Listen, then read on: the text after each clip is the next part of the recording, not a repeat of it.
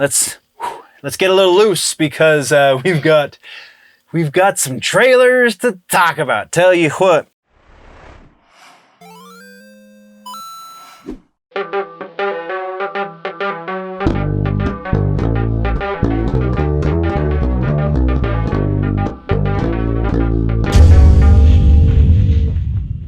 Welcome once again, nerds, to the Week in Nerdom. Today's episode of Nerd News.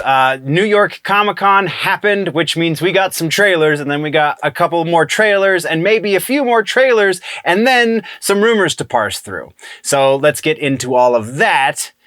But first, we have the housekeeping. Housekeeping for this episode. We have 3 more episodes. Well, no, take that back. 2 more after this episode left in October, though I'm going to treat the first week of November like an October episode as far as suggestions are concerned. So that being said, we are approximately a month away from the off season. So like I said, I'm pretty sure we should be on schedule for our regular 2 episodes a week up until we go into the off season, though I think there might, again, be one of those Fridays for the live show. There might be a scheduling conflict. I can't remember. Until we get there, the ADD, it just kind of comes in one ear and goes out the other. So I will try and give you at least a week's notice before we cut back that one episode. And then round about the 18th of November or so, whatever week that is, we're going to be into the off season. It's about a week earlier than usual, but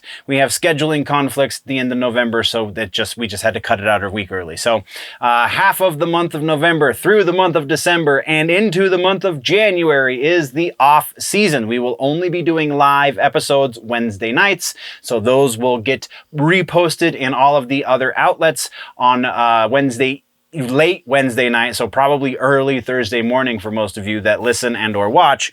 All that being said, thank you very much, nerds, for joining me for this New York Comic-Con heavy episode. I think that is all of the housekeeping, all of the social medias, generally _nerdy or just generally nerdy, all one word. The key is the Nerdy Ninja. Look for that guy and you'll find all of that stuff. That being said, I'm sorry I keep itching my nose. I don't know what's going on there. But all of that being said, let's get into the news, shall we? All right, so music starts us off as it normally does. So we have some stuff that has come out this week that has been digested by me, the nerdy one. So we're going to get into a That Just Happened section for music. First thing, we talked about this on the stream on the live episode last week, and that is Wednesday 13's new record, Horrifier. That came out last week. And I didn't go through the whole record. I did go through about half of it, though, and it's a little bit more of what I was expecting than that one track would lead me to believe the rest of this album was going to be. So kind of, if you've listened to a Murder Dolls record, or if you've listened to a Wednesday 13 record at this point, you know what you're getting into. He hasn't really changed the formula much. There is some... there's a little bit of a heavier side. Honestly, by and large, it's just the one track that we did the reaction to. So, nothing crazy out of the ordinary for Wednesday 13. If you like his brand of goth, horror, pop, punk, whatever the heck you're calling it these days, glam rock, then you should check this one out. It's kind of a meh kind of release for me. But the other 2 for That Just Happened this week in music that I finally got my hands on, I got Lamb of God Omens. That came out a little over a week ago. And Slipknot, The End So Far. So Lamb of God Omens, I think this is probably my favorite record since Wrath. I know they've only put out 2 records since Wrath, but I think this is return to form. I definitely like it better than Sacrament. That's not saying much. That's kind of the low bar. I definitely like this better I can't even remember the name of the last record right now, but better than the last record for sure, which was the last one that they did with Chris Adler on drums. This is the first one they've done with Art Cruz on drums, and there is definitely a grooviness that hasn't really been present in a Lamb of God record for a long time. They found it again with Wrath after they lost it for Sacrament, and they kind of just had it at the beginning. They worked into it with Palaces and stuff, so yeah, absolutely return to form for the dudes in Lamb of God, and a couple of standout tracks that that haven't been released as singles so far.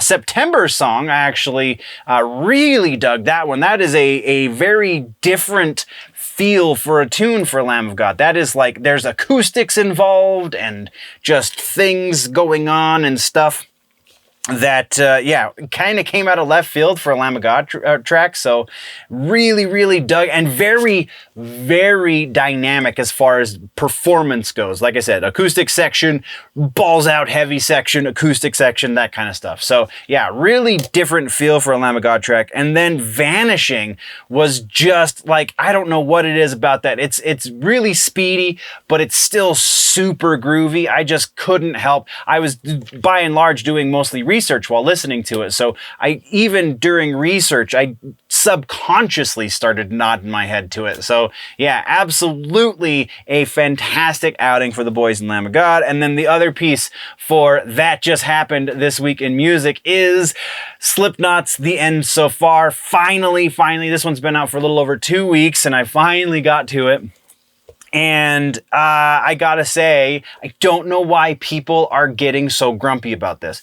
Yes, it's not Iowa. It's not Iowa heavy. Nothing that they will ever put out ever in the future will ever be as heavy as Iowa. That just is the state of things. It's just, these are the things we have to come to accept as Slipknot fans. You accept the evolution of this band. Yes, they put out one of potentially the heaviest albums ever, at the very least, one of the heaviest top 40 albums ever, if not the heaviest top 40 album ever. And they kind of evolved from there. There are still super heavy elements to this. This is every record is like the amalgamation of everything that's come before for these guys, and this is that. And then they kind of add a couple of new elements, or more in line with this record, it's not necessarily adding a whole lot of new, though there is some new. Corey is definitely taking his vocals in a lot of new directions, and I really dig that. A lot, actually. He's really getting super colorful with those vocals, and it just adds so much flavor. But instrumentally, they're adding some elements that you haven't really seen for a couple of albums. Honestly, some things we haven't seen since Iowa that aren't the heavy bits, because obviously we get heavy bits in every Slipknot record. So yeah, standout tracks here, again, that haven't been released as singles, because, man, Chapeltown Rag, after listening to this album and where they've placed it in the lineup for the record, just really a great song. I love the Chapeltown Rag. I love Yen. I love so much about this record, but all of those are the singles. This one, Desaad, is decidedly different in its dynamics. This is another one where they're playing a lot with those dynamics, like I like that they're so very good at. And then the finale is something, so it starts off with Adderall, which is, we talked about that song. It's another one that was released as a single.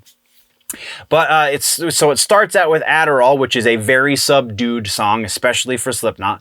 And then the finale is subdued, but in different ways. And I think the performance emphasizes the beginning of Adderall emphasizes the ending of the finale. So like, it's very complimentary and it works super well. Obviously, I'm a fan of Lamb of God and Slipknot, and you should absolutely go check out both of these records. That is what we have for this. So let's get into some proper follow-ups this week. We talked last episode about the Roadrunner United record and how they were teasing that something is going to be coming out soon in some sort of vein along those lines. Well, we got that announcement finally, and the announcement is that the original record and the original performances are being reissued. So they've already actually re-uploaded a high-definition version of one of the live performances for the song The End. You can find a link to that down in the description. But the original performance, 2005, live at the Nokia Theater in New York. And yeah, just crazy. I couldn't decipher if they were going to be remastered tracks as well, if they were going to put this in the hands of a producer, Jason Sukoff type, or whoever the dude is that did the new Slipknot record, whom I still love. Yeah, if it's going to be something along those lines, or if they're just going to reissue reprint the record again. So if something along those lines comes out between now and then, we will definitely keep tabs on this. But the reissues are officially launching on March 10th of 2023. So it's going to be a little bit of time, which makes me think that they are going to remaster it. But again, I cannot say that for certain. So we'll check in again as we get closer to that. So that is all we have for follow-ups. Let's get into new music for this episode. New music videos, more specifically. I think all of these are videos. I take that back. The first one is not a video. The first one is Nickelback has released another single. Don't judge. So the first Nickelback track with this Return album, or whatever the heck you're going to call it, I thought was not too bad. It was kind of a rockin' tune. It was definitely the closest thing they've come to metal probably ever. And, you know, it kind of held its own. It's definitely something that's going to get a heavy rotation on active rock radio. This one, though, the name of this track is Those Days. This is kind of just rewriting the hits. This is revisiting the sentimentality of Photograph. This is playing on heartstrings, more nostalgia strings, even just, I don't know, kind of Chad Kroeger. Still super catchy riff, super catchy melody, super catchy tune overall, but just falls a little flat of what we know this man is capable of. And obviously he's capable of a lot if he got so much hate. So yeah, I don't know who this track is for other than hardcore Nickelback fans. Next band is a band I've honestly never heard of before, but that's because they are a brand new band. They are called Cage Fight. The name of this track is Eating Me Alive, and it's featuring Trevor Sturnad. Now, this band is notable aside from the fact that they got the now passed Black Dahlia murder vocalist, but they also feature former guitar player from Tesseract, John something. And this is an interesting kind of amalgamation of what you would expect from kind of a Tesseract song, not quite that intricate, but also kind of the balls out heaviness of maybe a Black Dahlia. But again, still not quite as technical as Black Dahlia, just kind of just punching, going along, riding hard the whole time.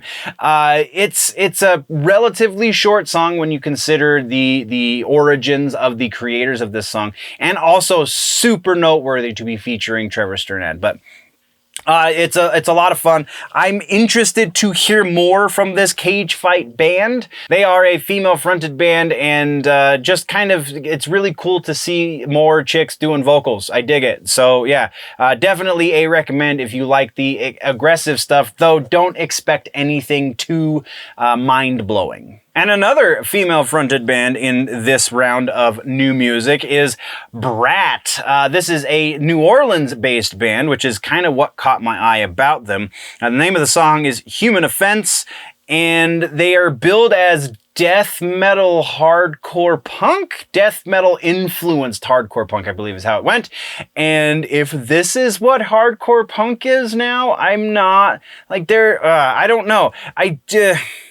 The riffage is fun, kind of, but I feel like that is the only redeeming factor of this band. Kind of lackluster performance on vocals, kind of lackluster performance on drums, just kind of not a whole lot to salvage this sound. And it's kind of, I don't know, just kind of leaves a weird taste in your mouth, I guess is the way to put that. So I don't know if I can get behind Brat. I honestly don't know anyone that would really be into this, as it is on the bottom side of the mediocre pile, I guess you could put that. So, Brat, Human Offense, maybe steer clear. Now we are into the tours section. That's right, we have tours. Well, we have one tour, and it's kind of a continuation of a tour we've already talked about, and that is the Trinity of Terror tour. Though, it seems that, and maybe I missed this when we talked about it initially, but it seems that they've added, honestly, one of my favorite bands of all time. So the Trinity of Terror tour, from what I understood it to be, was Ice Nine Kills, Motionless in White, and Black Veil Brides. And now, for this new leg of the Trinity of Terror, there's now 4 bands. Atreyu being number 4. Love Atreyu a lot. But they have added some dates. They will be playing the When We Were Young festival in Las Vegas. October 22nd through the 29th. There are only 3 days between those 7 dates that the When We Were Young festival is happening. But yeah, that is when that is. And then they're going pretty solidly from there all the way through December 12th is when the tour ends in Seattle. There are some Canadian dates, so go check out, link down in the description if you are looking for tickets for this. It's gonna be an interesting show. Like, Ice Nine Kills puts on a hell of a show. I really don't like Motionless in White or Black Veil Brides, but again, very good showmen all around. And Atreyu is so much fun, even if they are opening the show, which I can't imagine why they would be, because I'm pretty sure they have better sales than everyone save for Ice Nine Kills. But that's just probably my bias showing. Either way, go check out this tour because it's definitely going to be worth your time. If for no other reason, then it's just going to be a hell of a good, fun show to watch. But let's get into regular ass news. We got Gojira is teasing some new music. The name of this new song that they're teasing, that they haven't released yet properly, is called Our Time Is Now. It is due this Friday, October 14th, and it's going to be on a video game soundtrack. The NHL, the new NHL game on EA Sports, is where this is coming out on, and that seems really pretty weird, actually. I dig it. Like, last time something like this happened, Mastodon did a cover of One Is the Loneliest Number by Three Dog Night, and it was only like a 10-second clip on a commercial for Army of Two game, I believe. I could be misremembering that. Some war game. But that's the only place that was ever released. I've never been able to find a full version of their cover of that Three Dog Night song. So, since this is going on a proper soundtrack, the presumption is there's going to be some sort of release, be it digital or physical, that you can get the entire track and any of the tracks that exist on this, because there were a number of other pretty decent ones on there as well. The biggest one, though, being new freaking music from Gojira.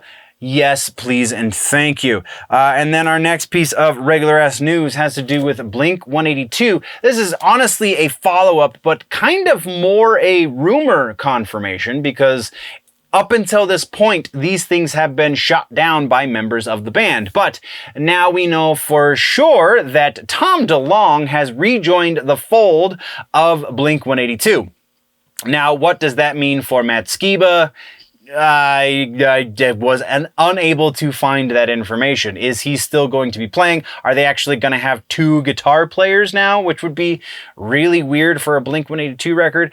They do have a new single coming out and a new record. The single is coming out also this Friday, October 14th. The record has no release date, though very likely they will release it sometime in the first quarter of 2023, because as we've talked about previously, most bands want to put out new music within the first quarter to first half of the year so that they can bill themselves as having new music for the year. Nobody releases new music, new records anyway, in the last quarter of the year at all, unless it's a brand new single for a record that's coming out in the following year. So, yeah, very, very likely we'll be seeing new record from Blink-182, the reformed Blink-182, sometime in early 2023. And again, new single, October 14th, this coming Friday. All of that being said, that is what we have for the music section, which brings us to music suggestions for the episode. We are, in fact, doing the Roadrunner United album as our musical suggestion. We've talked about this a number of times on the show, and so now I am just going to tell you to go listen to this album. It is streaming on YouTube. It is on Spotify, I'm pretty sure. But I know for certain it's on YouTube because that's where I usually listen to it, because I don't always have my copy readily available. This is an album that deserves your time. artists from throughout the history of Roadrunner Records up until that point. Not all of them, I believe, at the time were currently signed to the label, but they came in and did a thing, and it was amazing. Look into the history of how this record was made, and also listen to this record a few times this next week, because you'll thank me later. All right, gaming and tech is where we go next.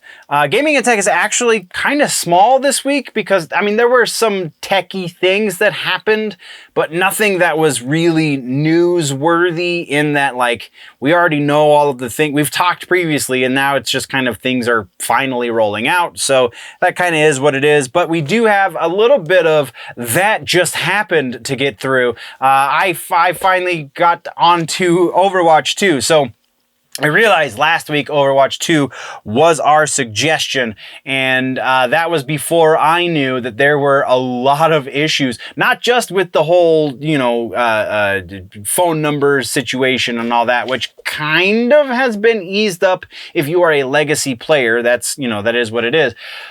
But there were a bunch of server issues as well, where people had wait times of like a week before they were going to be able to get onto a game. That didn't last super long, but it did last a couple of days where they were just having wicked server issues. You couldn't connect to games. You couldn't connect to really anything. Now it seems to be up and running. I believe I've seen that there are still some bugs in the system, but by and large, you should have a pretty flawless experience. I have played a number of times since we spoke last, and yeah, I'm digging it. This is my first experience, like first-hand experience with Overwatch, and this almost scratches the itch I wanted it to scratch. I feel like as I get a little more accustomed to this game, it's going to feel a little more natural to me. Because again, my FPS of choice is Halo, so that's kind of where I'm coming from. But there are some heroes that feel like you could be playing Master Chief. Like, the control scheme has minor variations, so that takes a little getting used to. But by and large, there's a hero for everybody, it would seem.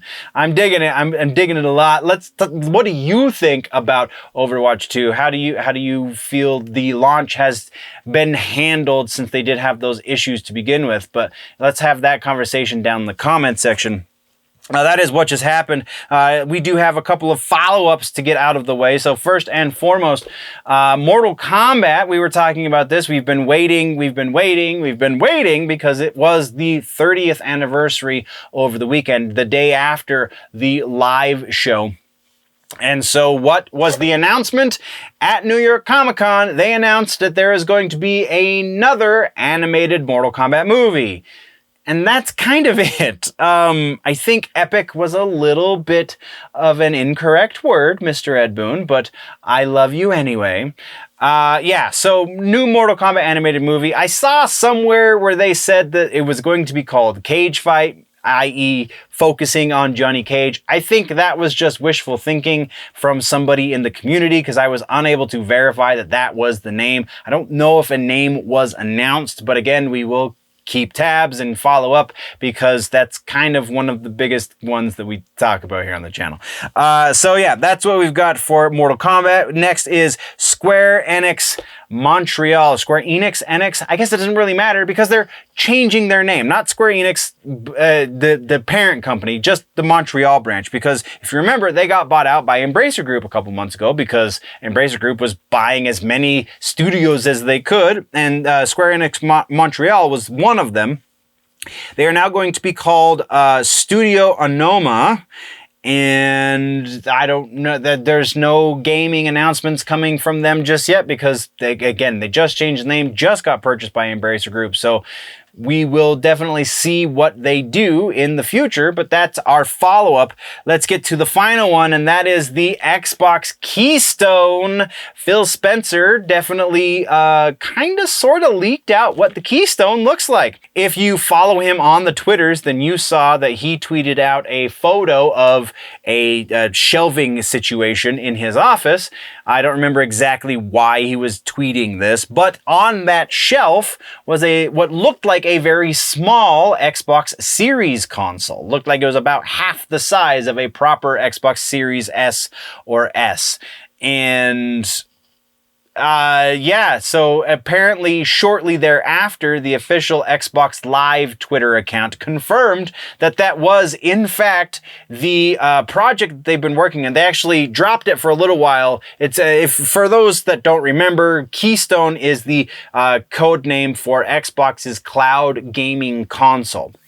Apparently, it is going to be a physical console, kind of like an Android box. If you've seen those, there's plenty of YouTube channels talking about how to build your own Android box or Raspberry Pi box. It's going to be something along those lines, but with the Xbox branding and all of the software and stuff that comes along with that. This will be kind of effectively a smaller version of the Series S.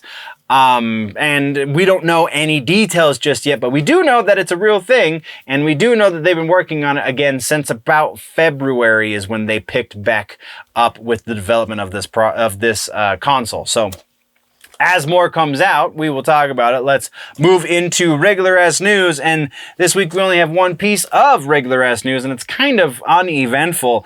Call of Duty Modern Warfare 2 is apparently going to be adapting the Overwatch approach to keeping people honest. And by that, I mean phone number verification. Call of Duty Modern Warfare 2 is an Activision released title, and Activision and Blizzard are the same company, so it makes sense that this would be the direction that they would go for that as well.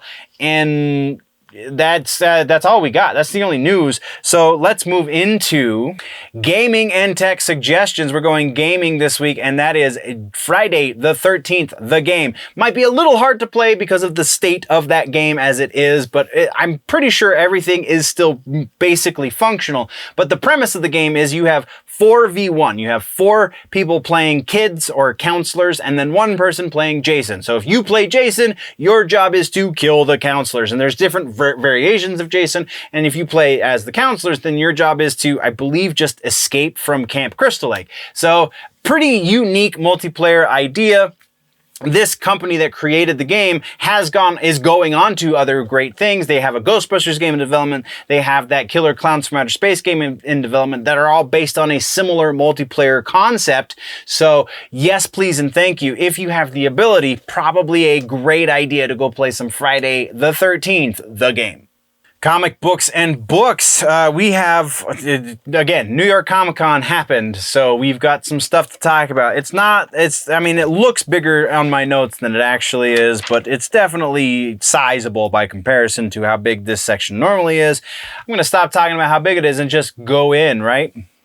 So follow-ups and corrections. First up, Batman and the Joker Deadly Duo. We've talked about this one previously. When it was initially announced back in 2018, it is finally going to be on shelves November 1st. Mark Silveri is writing and drawing this book. It is a DC Black Label book. It's going to be awesome. Go check it out. Our next follow-up has to do with Batman Lazarus World. Again, we've talked about this one kind of in passing because it's the next big arc in the Batman universe. I believe this one even has broader DC implications, but by and large, it's a Batman book. Batman has been seen on, I believe, the cover of the first book in this. Remember, Batman versus Robin led into this story arc, right?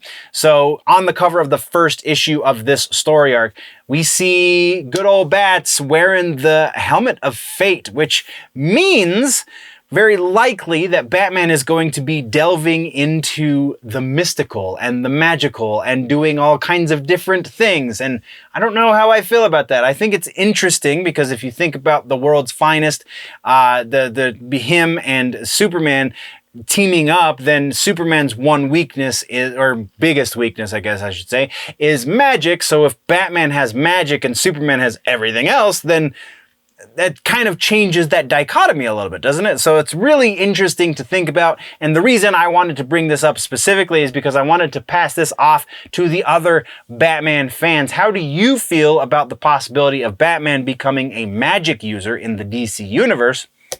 I'm still riding that fence, so convince me one way or the other. We'll have that conversation. Next, in the follow-ups, speaking of Superman, the Jonathan Kent book that has been going now, I believe, just over, maybe just under a year. Jonathan Kent, this is the book where Jonathan Kent came out as gay and caused all the hubbub and blah, blah, blah, blah, blah. Well, the book has been canceled. Tom Taylor is the writer for this book, and it has been canceled. And I say that it's a little bit of hyperbole because it's not 100% canceled. They are going to finish the story in a 6-episode mini, but that's going to be the end of it. We are going to be returning back to Kal-El proper, so I don't understand why it's so hard for comic book production houses to realize, you know, what it is your fans, the people who actually pay money to read your books, want to read certain things. And yes, it's great to expand their intellectual palette, sure, but when you turn that hard left, I don't know that a lot of people are going to be able to follow you. So it just kind of is what it is. Kind of a lot of people saw this one coming, but we're going to keep moving into some regular ass news. We got Justice League Dark Crisis update. So leading into Dark Crisis is the actual death of the Justice League. That's not exactly a spoiler unless you haven't been reading for some time. So, sorry, I guess. But either way, what's really interesting about this time, because as we all know in comic books, death is only temporary.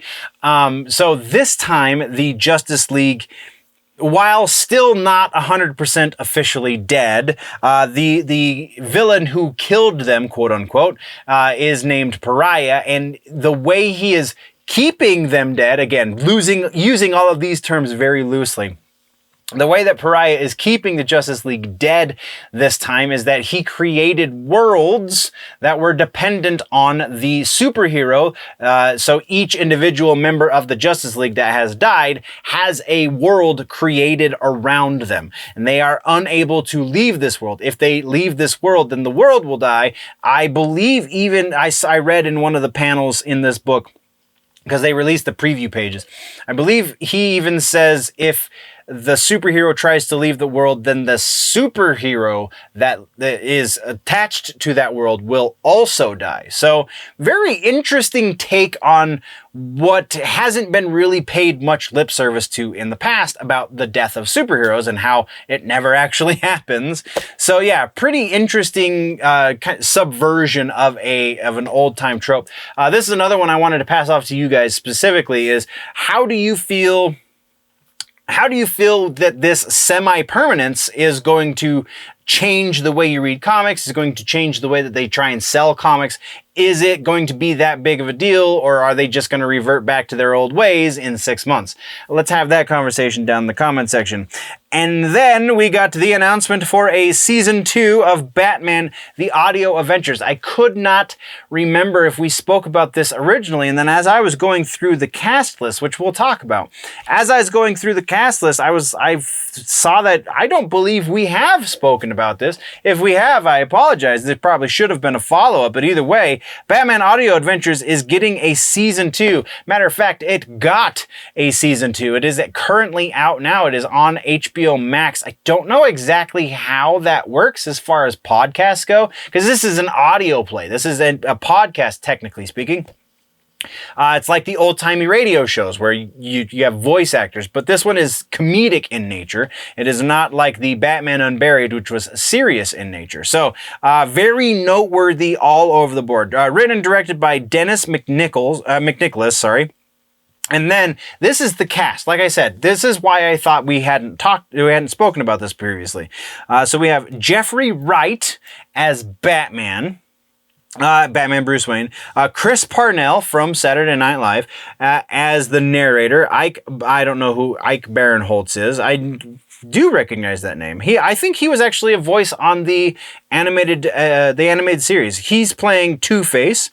Harvey Dent, Rosario Dawson as Catwoman, Brent Spiner as the Joker. That's right. Mr. Data is playing the Joker for this. Fred Armisen. Yeah, we're going to talk a little bit more about Fred in the TV section, but Fred Armisen as King Scimitar. Heidi Gardner as Harley Quinn, Jason Sudeikis, also from SNL and a number of other things, as Hamilton Hill, Brooke Shields as Vicky Vale, that's right, model Brooke Shields, John Leguizamo, whom I had the privilege of interviewing a few years back, John Leguizamo as the Riddler, Edward Nygma, Kenan Thompson, another SNL alumnus, Kenan Thompson as Commissioner Gordon, which in and of itself kind of makes me super curious. Ray Wise as the announcer. Bobby Moynihan, who's done a number of voice work projects, but also from SNL. Bobby Moynihan as the Penguin, Oswald Cobblepot. Seth Meyers, also from SNL, as Jack Ryder. Alan Tudyk as Alfred Pennyworth. Alan Tudyk does the voice of the Joker in the Harley Quinn series. Alan Tudyk was I can't think of the character's name now, the pilot from Firefly. Alan Tudyk is a nerd icon. This is huge. He again will be playing Alfred Pennyworth, the butler. You know, Melissa Villaseñor, another cast member from SNL, will be playing Robin. Or is playing Robin, I guess. Tim Meadows, this one's a little bit further back, but Tim Meadows was also on SNL. Will be Jeremiah Arkham, and then Paul Scheer as Mr. Charlie Horse. So a lot of funny folk attached to this. A lot of like old-timey SNL by comparison, because I think the most recent one is Kenan Thompson, but that's only because Kenan's been on SNL for something like 13 years at this point. Everyone else, Sudeikis was on years and years ago. Villaseñor was slightly more recent. I think she was about 8 years ago. And Bobby Moynihan, something similar, about 10 years ago, 10 years ago.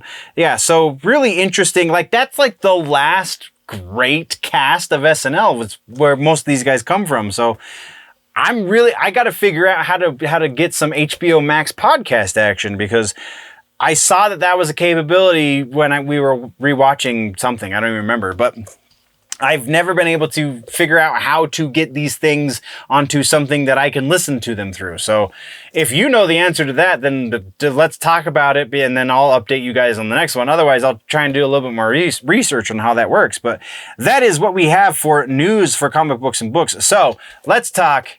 Comic book suggestion for the week is Forever Evil. New 52, the Villains Month, started with the Forever Evil book. It is a trade. You can go do that. Specifically, though, what I was thinking of is the one-off villain books. Joker's Daughter had one, Penguin. The Bane book is fantastic. All of them are actually quite good. All of them that I've read. I haven't read through all of the one-offs, but Forever Evil, I have all of the spin-off books for this. This is one of the very few, complete collections I have for my comic books, and I dig it so much. It was so much fun. Granted, it is kind of rehashing a lot of things that have happened a number of times throughout the history of DC, but either way, it's a lot of fun. Go check out Forever Evil from the New 52 a few years back. All right, so TV streaming. Like I said, we have a lot of trailers to talk about because New York Comic Con is a thing, and TV streaming, I think, is probably about 60 to 70% of the trailers of which I speak. So without any further ado, we got, let's get some That Just Happened action out of the way. First up, I have watched the first episode of Midnight Club. Mike Flanagan can kind of do no wrong with these series, man. I think Midnight Club might be one of the weaker presentations that he's put forward, but that being said, it's still head and shoulders above almost every other horror series out there. This is good stuff, man. Flanagan knows what his audience wants and knows how to give it to them and knows when to subvert that. So I can't wait to finish this series. I'm kind of slow dripping the binge because I want it to last as long as I can. Probably will finish it by Halloween, but either way, good stuff, that Midnight Club.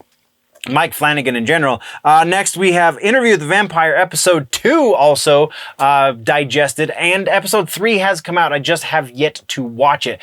Episode 2, though, kind of addresses the issue that we talked about in the last episode with how Anne Rice kind of presents her vampires in the book as far as how they present themselves sexually, right? So that's kind of a dramatic departure, or so I thought when we only had seen the first episode.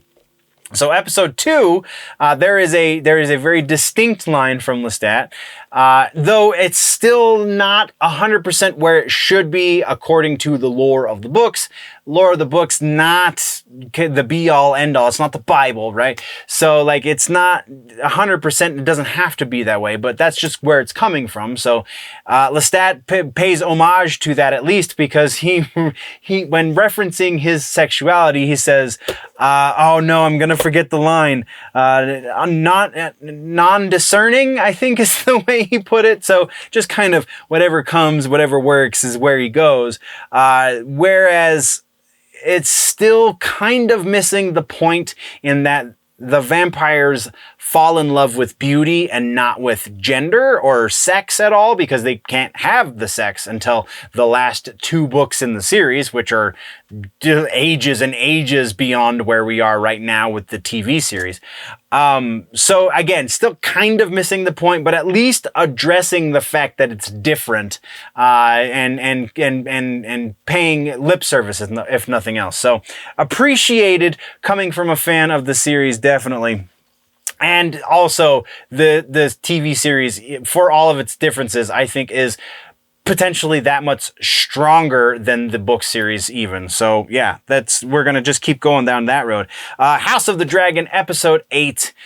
I read a lot of mixed reviews about episode 8 for House of the Dragon. This is the one, we had another time jump. It was another 10-year gap, and I don't know how much I'm going to spoil by talking about this, so kind of warning, I guess, but we have the death of a main character, and man, it was really slow to get to the point. I will definitely offer that up. But once it got there, once you saw where this was going, once you saw the tenacity that King Viserys had, even in his old age, even in his sickness, he still had this tenacity to try and keep things together, to try and be the peacemaker in his family. Once you get to that point, it starts to get really heavy. And the way this episode ends is going to be the subject of debates for months to come, I'm sure. For cons to come. We're going to be talking about this at Comic-Con for years and years, is what exactly is Viserys saying on his bed at the end of this episode? There is the interpretation, if you watch through all of the extras after the episode, there is the interpretation of the director and the showrunner, but there's also, they leave a lot open-ended, so you can have your own interpretation of it too. I just think that was super effective. I wish they had gotten to the point a little bit faster, and I really don't appreciate that we are going to have another large time jump, and then we get George R. R. Martin coming out saying that between seasons is going to be even bigger time jumps because it has to, because the way the anthological nature of this story, it takes place over the course of thousands of years, the book does. So apparently the series has to as well, which again, you get into the argument of respecting the source material versus doing your own thing. And if you're doing your own thing, why don't you just call it something else? So like, it's kind of muddying the waters, but I feel like each series could have been one age of this season so far, or season rather. Each season could have been one age so far that we've addressed now 3 different ages in this series in the first season. So I feel like there is 3 seasons worth of material that they're trying to cover in 10 episodes, and that's just, it's not working as well as it should. I think it's definitely working better than Rings of Power over on Amazon Prime, but that's not really saying a whole lot. That's not a very high bar to be setting. So I don't know. I dig it though. I'm finally really getting into it again. I was really getting into it before the first time jump, and then we got the time jump and lost a lot of momentum, and now we've built up some momentum, but now it seems we're going to see another time jump. So I don't know. We'll see how it plays out. But yeah, that is kind of what just happened as far as TV streaming goes. So let's get into follow-ups, and we do have a few of those. First up, we have Agatha. House of Harkness is no more. Again, hyperbole. We have the subtitle has now been changed to Coven of Chaos. So it is Agatha Coven of Chaos, not Agatha House of Harkness. It is slated now also for a winter release sometime next year. So very potentially the end of 23, or also almost as likely the beginning of 24, because all of that is still wintertime. So that is what we've got on that. Next is Winchesters. We have a casting announcement for the Supernatural prequel series, and that is Tom freaking Welling. That's right. Clark himself from Smallville has been cast as Samuel Campbell. For those of you who are unfamiliar or don't really know why that name is relevant, Samuel Campbell is Mary Winchester's father. I don't know that this is going to save this series. There has been a lot of pressure put on the existence of this series. The Winchesters is supposed to keep the Supernatural franchise alive, according to some news outlets, and I don't think that that's going to be how it plays out.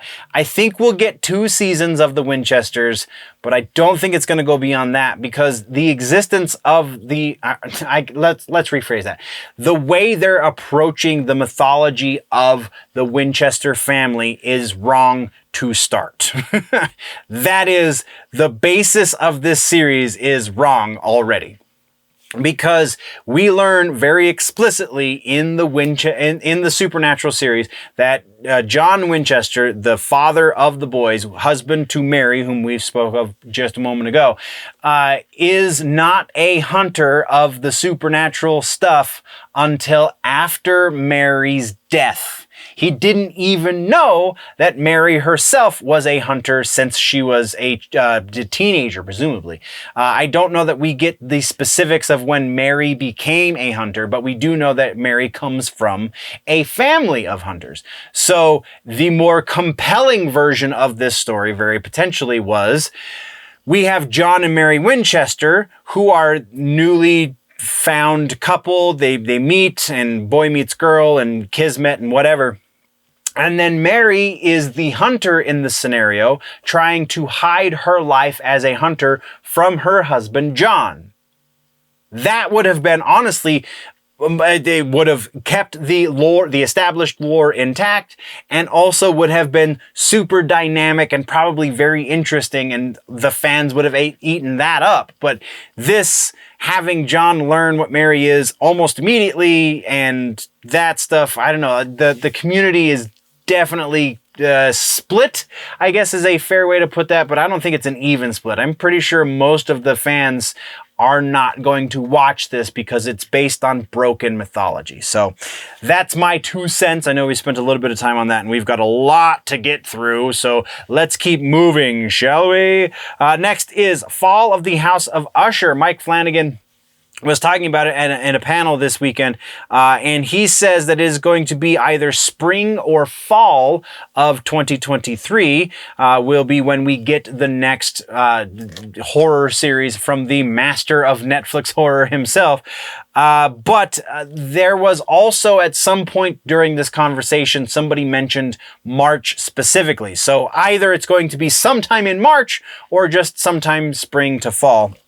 We don't know just yet. But yeah, our next piece, going from that, we have The Devil in White City, the series based on the novel that was supposed to be starring Keanu Reeves, is no longer going to be starring Keanu Reeves. Keanu Reeves has had to pull out. I was unable to find out exactly why. Very probable it's scheduling issues because, I mean, Keanu Reeves is a very busy man these days. very potentially also contract disputes and whatnot. But yeah, it seems that Keanu has pulled away from the Hulu series and they are now looking for a new lead man. So as that develops, we will keep tabs on it. And then our final piece of follow-up news is Good Omens. We now know the rough release window for season 2 of Good Omens, which super excited about because season 1 was fantastic. No date specifically, but it is going to be sometime in the summer of 2023. That is all we have for follow-ups. So, trailers. Whew. All right. Let's get a little loose because we've got some trailers to talk about. Tell you what. All right, so first up on the list of trailers is Mayfair Witches, the Anne Rice TV universe. What are they calling it? Immortal something? Immortal universe, maybe? The Mayfair Witches, it's going to be airing on AMC. First episode comes out January 5th, 2023. This trailer, it looks great. I've only kind of read passages of the Mayfair books. I don't know that I've read an entire Mayfair book. I might have read Lasher. I can't remember. Either way, I've read a lot of Anne Rice. Either way, from what I remember from the little bit that I have read, I really dig this stuff. It looks like it's going to integrate very well into what we have so far with Interview with the Vampire. So that's good stuff. I'm digging the feel, the vibe of the Mayfair Witches trailer. So if you want to go check it out for yourself, this is probably going to be a pretty solid universe that they're building on Anne Rice's material. Go check out the link down in the description. Next one is His Dark Materials. It is going to be airing on HBO starting December 5th. It is going to be the final season, the 5th and final season. The first episode of this 5th season is going to be, in fact, 2 hours long, and Lin-Manuel Miranda has been confirmed, as per this trailer, to be returning to the series for the final season. So that's pretty cool. Moving next into Blockbuster, the new Netflix comedy series that we've talked about previously here on the channel, dropped a proper trailer and looks pretty dang funny. Not gonna lie, go check this one out. I'm super stoked about that one. Wheel of Time Season 2. This one's more just a tease. It's a little bit of a scene and a little bit of a recap from Season 1. We have the release date for it, though. The release window, rather. Season 2 is going to be sometime early of 2023. Next, we have a proper tease again from Wednesday. I believe this one would quantify as a trailer. So we have the official reveal of who is going to be playing Uncle Fester. Like I said, we're going to be talking about Fred Armisen again. So here we are. Fred Armisen is going to be playing Uncle Fester. Not in the same vein as Christopher Lloyd from the 90s movies, but kind of in the same vein as the actor from the original TV series, which is very interesting, which makes you think that maybe they're going for Fester as Morticia's brother and not Gomez's brother for the Tim Burton series. But no details have been really made known just yet. I really like Fred Armisen. I think Fred Armisen is very, very funny, but I don't know how I feel about him as Fester. I gotta be honest. I prefer the Christopher Lloyd Fester over the original Fester, the original live action Fester, because we've had so many different iterations of Fester. We had the animated Fester, we have the original cartoon strip Fester, we have the original live action Fester, then Christopher Lloyd Fester, and then I think there was a second animated series, and then we have the Fester in the cartoon, which again is in a very similar vein to where Armisen is going with it. So I don't know, maybe it's just I have to see more of it in action to really get behind it. It's a very common way to interpret the character of Fester, so yeah, we'll check it out. I'm definitely intrigued. We also got to see Christina Ricci in this trailer, though we already knew she was going to be in it. We saw some production images and such a few months back as they were filming, so nothing necessarily new there. Our next one, this one's going to be a reasonably nerdy segment, but our next trailer is Velma. We finally got the Mindy Kaling showrun and voiced Velma teaser trailer, not a proper trailer just yet, but is definitely a teaser trailer that is, wow, I feel like doesn't know exactly where it's going, though it thinks that it's being edgy and I don't know, man. I think that when it comes to this Velma trailer, and I'm not going to get too deep into this because, like I said, we're going to do a reasonably nerdy segment on this on the Clips channel on the YouTubes. But yeah, so there is a point being missed about what the community wants, what the nerd community wants out of a thing that they hold dear. And also how that is interpreted by people who are not part of that community, because obviously nobody involved with this show understands the Scooby-Doo community because, yeah. Like I said, we're going to get into it in a separate video, in a separate thing. We'll get there, but the trailer's come out. It's worth a watch. It's only like a minute and a half long, I think. It's not really a trailer, like I said. It's more of a tease, but yeah. Okay, so moving right along, we have the new Picard trailer that sees a lot of the Next Generation cast in cameo roles, and I'm digging it. I'm digging the return of Michael Dorn. I'm digging the return of Brent Spiner. I'm digging all of this stuff. So yeah, go check out the Picard trailer for sure. Season 3, and again, the final season for Picard begins airing February 16th of 2023. Our next trailer is also Star Trek related. It is Star Trek Discovery. We got the new trailer for that one. 2023 at some point. We don't have an exact time, just know that it's coming out sometime next year on Paramount Plus, as it has for the last, I believe, 4 seasons? Am I into season 5? Are we that far behind on Picard or on Discovery? Next is, oh my god, next is the goofiest probably trailer we've got for this entire episode, and that is Doom Patrol Season 4. It comes out December 8th. We got singing butts in the house, ladies and gentlemen, singing butts in this trailer. Just proof that this is kind of this is where you want to go with your interpretation. This show, I don't think I've seen much, if any, negativity directed at the Doom Patrol show. It's just, it hits all the right notes, save for how they dealt with Batman specifically. I don't know, but that was Titans. So yeah, Doom Patrol, I don't think I've heard anything bad about it. Only Titans. So yeah. Speaking of Titans, we also got a Titans trailer. Technically, we got 2. We got the trailer from New York Comic Con and then another teaser from HBO Max dealing with specifically Mother Mayhem, so that's pretty freaking awesome. Both of those links are down in the description. Titans Season 4 is November 3rd, once again on HBO Max. Then we got Yellowstone is coming back with another trailer. This is also the final season for that series. Also, Season 5 will be November 13th with a 2-hour season premiere. Yellowstone is a weekly show after that.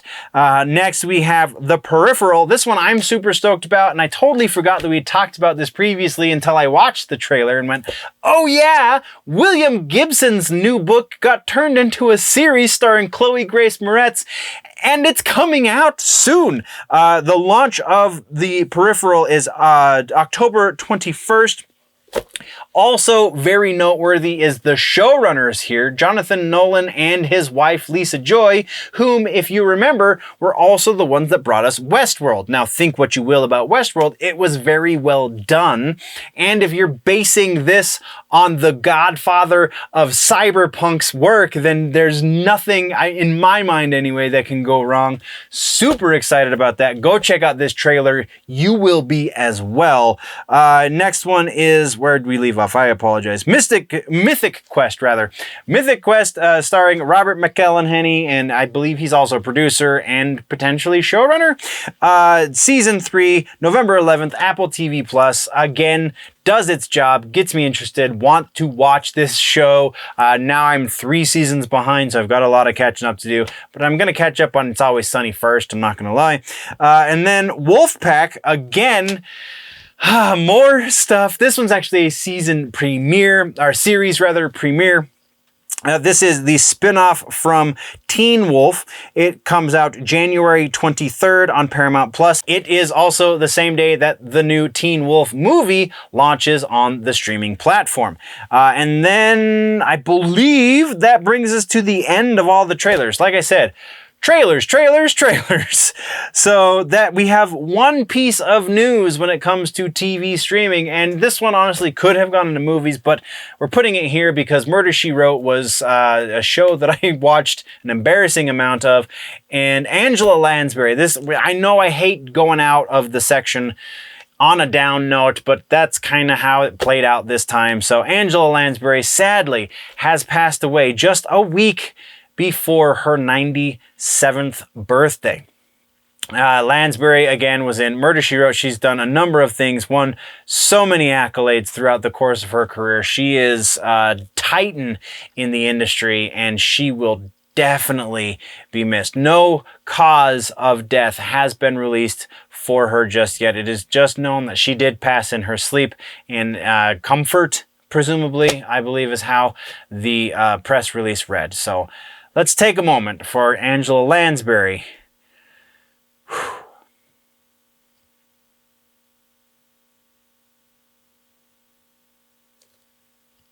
That brings us to the only thing we have left in TV streaming, which is TV streaming suggestion. This TV streaming suggestion is Buffy the Vampire Slayer. We are honoring Sarah Michelle Gellar is in the new Wolfpack series, so her supernatural roots are Buffy the Vampire Slayer, and this series is a great watch. I honestly have rewatched through it in the last 2 years twice, and it's nonstop fun all the way front to back. If you don't feel like watching the entire series, though, up to about season 5 is where the quality starts to plateau. It doesn't ever really dip much, but it definitely plateaus around about season 5. So that is your suggestion for the week. Movie section is up next. This one's going to be significantly less. So for those of you that hate it when I do the long episodes, you're in luck. It's not going to be that long. So we do have some That Just Happened action. We watched Hellraiser this last week, came out, and honestly, dug it. This, I haven't really been able to get into a Hellraiser movie since like the second one. No, I take that back. The Bloodlines Hellraiser one was the last time I really felt like they were telling me a story I cared to hear. And it wasn't just an excuse to put a bunch of blood on screen. So I dig it. I really, honestly, like the first 20 minutes of this movie felt like it might have been made in 1987 when the original Hellraiser, like just even the visuals just felt like it was an older movie than it actually is. So that, and I say that and it's a compliment. Like I say that in a positive way. I think that is a good thing, in this instance specifically. So yeah, very well executed. I feel like the new Pinhead was kind of underutilized. What's the actress's name? Or the actor's name, I guess, the gender neutral. Jamie Clayton as the Hell Priest. I love that they still call that character Hell Priest too. But yeah, Jamie Clayton as the Hell Priest. I feel like they only got about 5-6 minutes of screen time, and this is a longer horror movie, so probably could have utilized that character a bit more. The Cenobites too, I feel like it could have gotten a little bit more screen time as well, but I feel like the storytelling is so all-encompassing that I understand the lore of Hellraiser a little bit better because of this movie. So super appreciative for that. Yeah, definitely worth a watch if you haven't yet. Super noteworthy too, I didn't realize this. Story was written, and I'm sure we talked about this, but I've since forgotten. The story was written by David S. Goyer, alongside Ben Collins and Luke, I don't know how to say that last name, Piotrowski, something. So yeah, David S. Goyer has a bunch of nerd cred, so I don't know why that didn't stick in my head, but I dig it. It was definitely worth a watch. Go watch it. That's what we got for That Just Happened. Let's get into follow-ups and corrections, shall we? Follow-ups. Ghostbusters 5, the sequel to Afterlife is coming out December 20th of 2023, which means they are actively in production right now. Super excited about that. Yeah, December 20th. I'm going to be there with bells on. Let's move on. Next is Five Nights at Freddy's. We've been keeping tabs on this, though it has been very slow going. Five Nights at Freddy's movie finally has a director.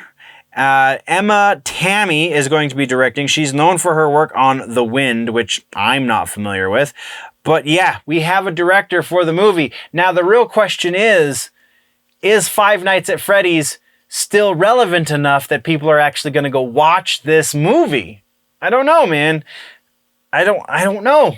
Honestly, what do you think? Let's talk down in the description, comments, whatever.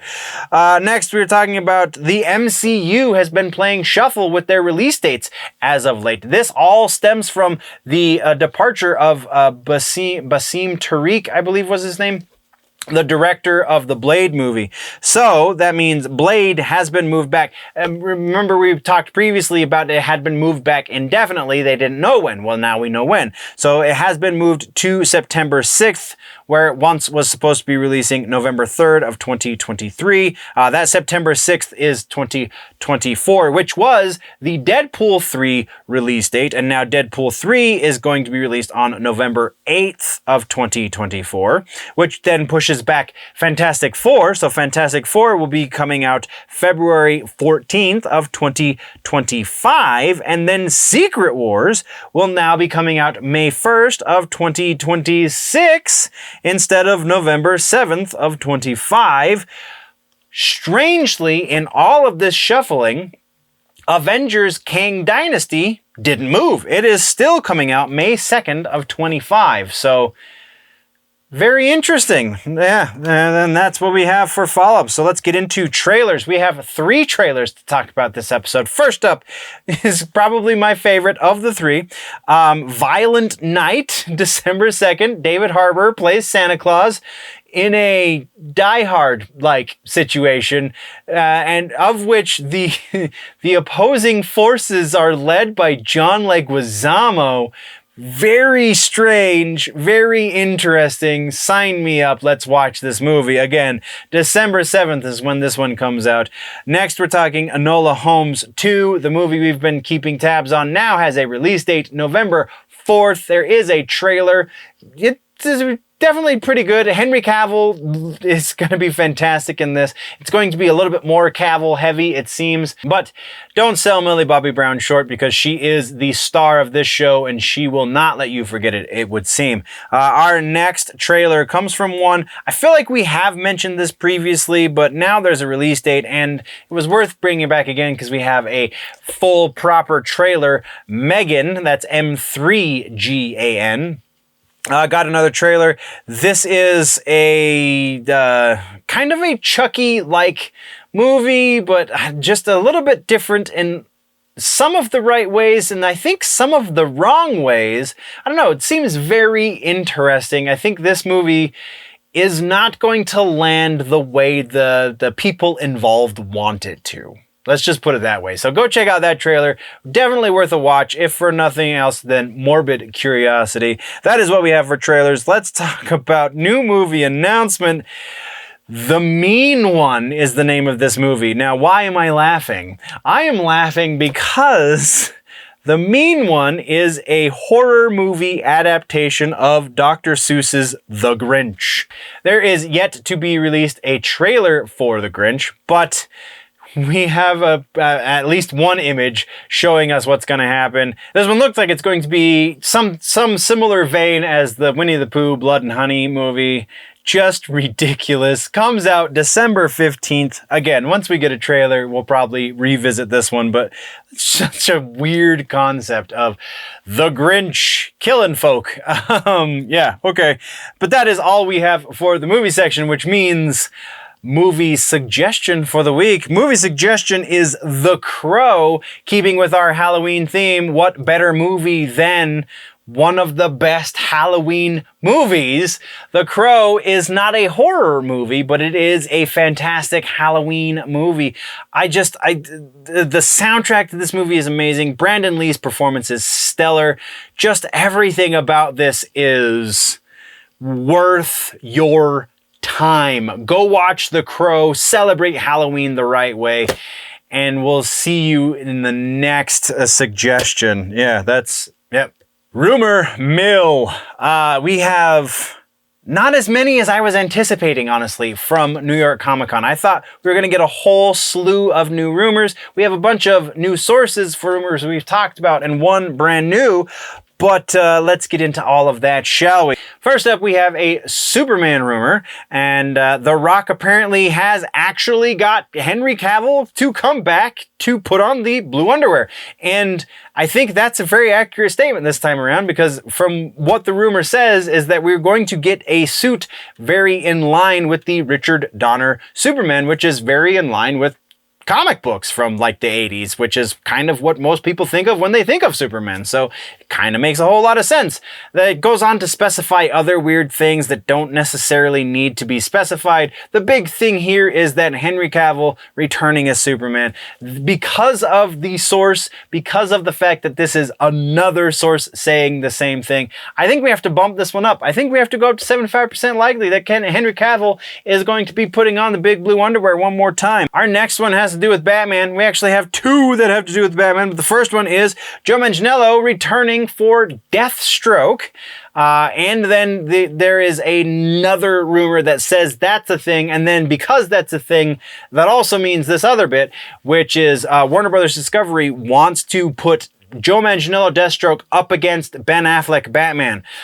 I think Joe Manganiello returning as Deathstroke is a bit more likely than the other piece. Do I think Ben Affleck is going to come back as Batman? Very probably. We were going to get more than just the cameo from The Flash. Yes, I think that's going to happen, but I don't think it's going to be significant. I think it is going to be a number of smaller cameos, and that's going to be about it. I don't think we're going to get the Deathstroke Batman versus movie that we want. I think potentially Manganiello returning as Deathstroke, also rather likely for a cameo purpose. Will he play a significant role in a movie? I don't think so, but that seems to be a little bit more likely considering what we know about Ben Affleck Batman and whatnot. So all of that being said, let's give these percentages. I'm going to say Joe Manganiello returning as Deathstroke, about 60%. Joe Manganiello, Deathstroke, and Ben Affleck Batman battling it out. We're going to say that's about 20% likely to be an actual thing. Next, we're talking about the rumor that just won't die. Warner Brothers Discovery is now apparently going to be selling off DC to NBC Universal in 2024. David Zaslav says that is not going to be the case, but a lot of times these things are denied by the upper-ups until they are confirmed by the upper-ups. So I don't know if that's a whole lot to go on. I do think, though, that because we did just get this merger of Warner Bros. Discovery and all of the Warner Brothers properties, I think we have a little bit of time before we start hearing actual verifiable rumors that they're going to be sold off. This is a super weak source. I'm not giving this one any credence than we've given it before.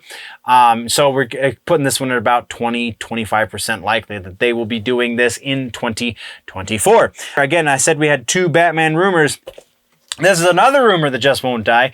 This is the Michael Keaton returning for a Batman Beyond-like movie. The source is a little better this time, but not by much. I don't think that this is, especially since they've canned Batgirl. I think that was going to potentially be their way in if they were to decide to actually do this. So I'm putting this at a generous 30% likely that Michael Keaton will play some sort of elderly Bruce Wayne role in a Batman Beyond-like movie. I just don't see that happening necessarily. And then our one brand new rumor has to do with the Tariq departure from the Blade movie.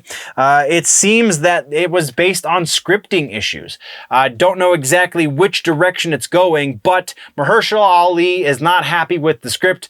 I don't know if that is why Tariq left, or if Tariq left for the same reasons that Mahershala Ali is unhappy with the script. But either way, the rumor does go on to say that they do have a script doctor working on the script now as we speak, which is playing to their favor of you know, having extra time to look for a director and such. So likelihood that scripting issues is what led to Tariq's departure, and also Mahershala Ali being the champion of a new script. I'm going to put this one about 60% likely. I've heard this from a number of sources at this point, and I think that is probably pretty accurate. So not super accurate, but we're getting close. But that is what we have for that one.